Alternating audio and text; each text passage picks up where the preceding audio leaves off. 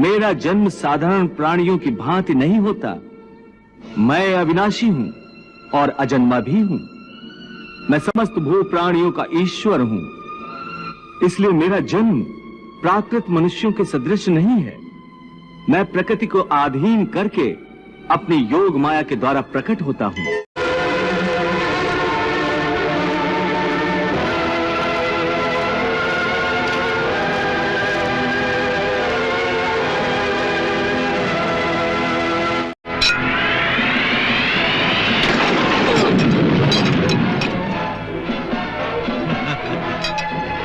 अर्थात देवों की योनियों में जो मनुष्य होते हैं वो अपने सुख भोग कर स्वर्ग से भी लौट आते हैं।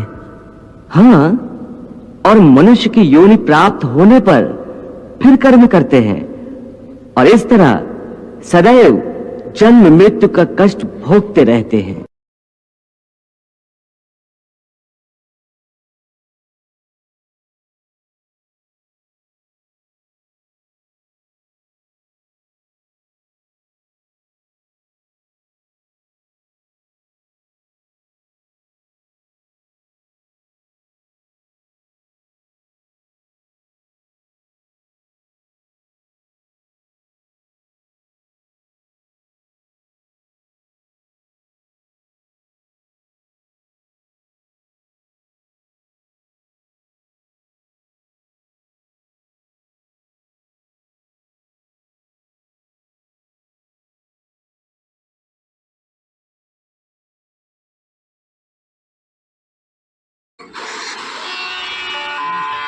यही सांख्य योग का ज्ञान है कि मनुष्य को एक सन्यासी की भांति सोचना चाहिए कि सब रिश्ते नाते मोह को उत्पन्न करते हैं और मोह इन रिश्तों को इतनी जोर से पकड़ लेता है जैसे एक लोभी पुरुष नदी में डूबते हुए भी धन की गठरी को नहीं छोड़ता। नहीं अर्जुन, आत्मा को कहीं किसी स्थान पर या किसी काल में भी सुख दुख छू नहीं सकते, क्योंकि आत्मा तो मुझ अविनाशी परमेश्वर का ही प्रकाश रूप।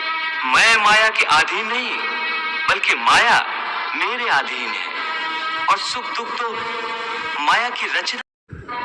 यदि मनुष्य मृत्यु के समय यह विधि अपनाए जो मैं तुम्हें बता रहा हूं, तो उसे तुरंत मोक्ष प्राप्त होगा और वो सीधा मेरे धाम को पहुंचेगा।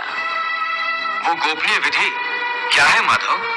प्राण त्यागते समय अपनी सभी इंद्रियों के द्वार को रोक तथा मन को हृदय में स्थिर कर और प्राण को मस्तिष्क में स्थापित करके परमात्मा का स्मरण करते हुए